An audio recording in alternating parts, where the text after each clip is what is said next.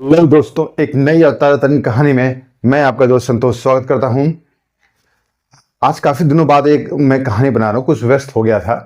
अभी कहानी का शीर्षक आपने पढ़ा, अटलांटिस। यार अटलांटिस तो कई बार सुना हुआ है। ऐसा द्वीप जो कि जमीन के अंदर भी, मतलब पानी के अंदर भी लोग रह जाते थे और समुद्र के ऊपर भी, नीचे ऊपर दोनों तरफ। ऐसा द्वीप की क्या कहानी है, ये असली कहानी मैं बताने जा रहा हूं। कैसे हुआ था, इस कहानी के द्वारा मैं शुरू करता हूं। बहुत समय पहले, शुरुआती मानव सभ्यता के समय, एक द्वीप हुआ करता था समुद्र में। सोने का, एकदम शुद्ध सोने से उसके पूरे नगर, जमीन, घर, सब कुछ सोने से बने हुए थे। और वहां के जो जनजाति थे, आदिम जनजाति तो थी, लेकिन भाई साहब गहने शुद्ध सोने के पहनते थे वो। हर औरत हो चाहे आदमी हो, सबके पास शुद्ध सोना। हालांकि वो लोग, उनका व्यवसाय वही मछली पकड़ना, समुद्र से ये सब कार्य वगैरह करना, लेकिन भाई सोना पहनने का सबको शौक था।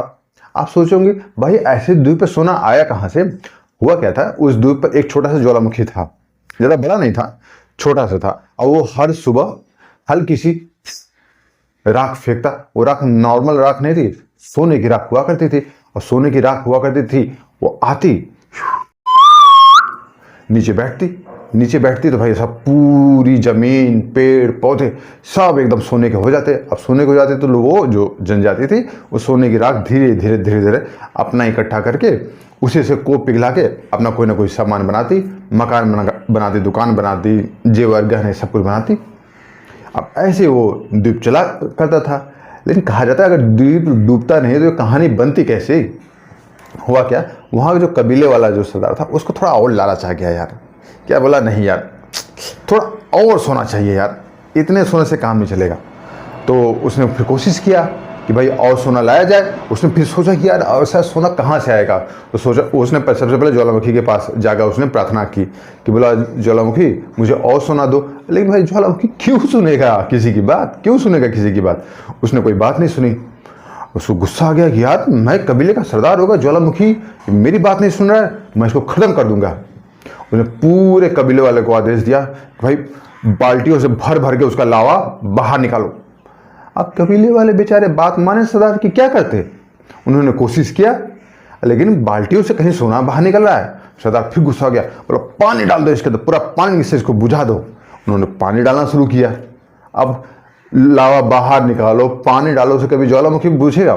सरदार को फिर गुस्सा आ गया, बोला इसको बड़े बड़े पत्थर डाल के इसका मुंह बंद कर दो। भाई कबीले वाले क्या करते, उन्होंने ऐसा ही किया। उन्होंने बड़े बड़े पत्थर डाल के उसका मुंह तो बंद कर दिया। अब मुंह बंद कर दिया तो सरदार खुश की बोला, यस मैंने काबू कर लिया, पूरा काबू कर लिया। लेकिन ऐसा कहाँ होने वाला है?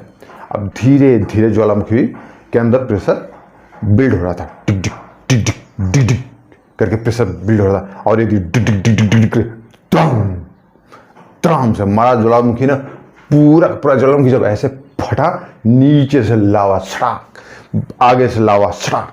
आज सरदार जी थे ना, बहुत ज़्यादा बनते थे, सबसे पहले वही भुना गया उसी आग में। और बाकी बेचारे दूसरे आदिवासी भागे जा रहे, भागो जान बचाओ जान बचाओ। लेकिन भागे तो भागे कहाँ, उन्होंने कैसे भी कोशिश करके जो नाव थी, जो मिला, जो कुछ भी मिला, उसी पर भागना शुरू किया। भागते भागते भागते भागते बहुत दिन हो गए।